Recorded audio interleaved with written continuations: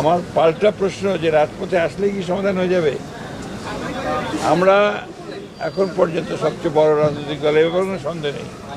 আমরা কিন্তু এখন পর্যন্ত কোনো ইস্যুতে এই আফটার দিস চেঞ্জ, এই পরিবর্তনের পরে কিন্তু আমরা কোনো ইস্যুতেই রাজপথে আসি।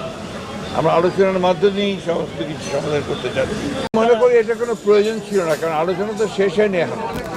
আলোচনা চলছিল, আলোচনা চলা অবস্থায় এই ধরনের কর্মসূচির অর্থই হচ্ছে যে একটা অহেতুক একটা চাপ সৃষ্টি করা, যেটা আমি মনে করি যে গণতন্ত্রের জন্য শুভ নয়।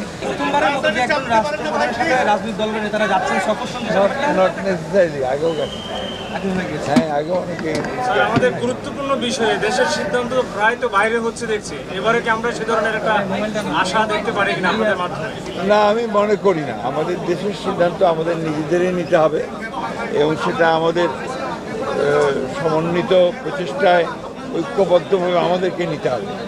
আমরা সবসময়ই আমাদের বাংলাদেশের যে সিদ্ধান্তগুলো এবং সেগুলো আমরা আগেও নিজেরাই নিয়েছি, এখন আমরা নিজেরাই নেব এবং এই দেশের মানুষই নিয়েছে। সুতরাং আমি মনে করি যে বাইরের সিদ্ধান্তের কোনো প্রয়োজন নেই। কয়েকদিন বাইরে ছিলেন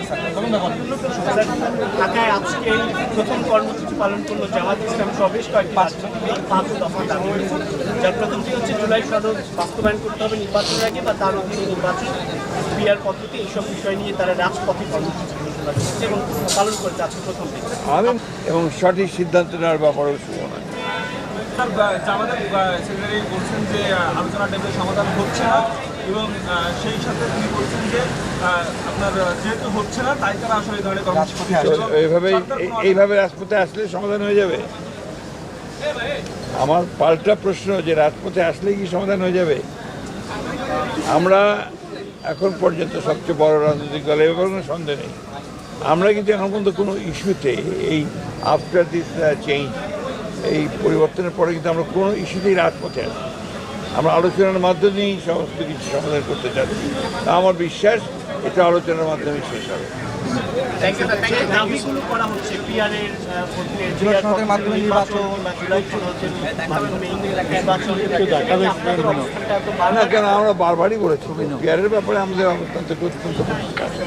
আমরা পিআরের পক্ষে নই, কারণ আমরা মনে করি যে বাংলাদেশের পিআরের কোনো প্রয়োজনীয়তা নাই।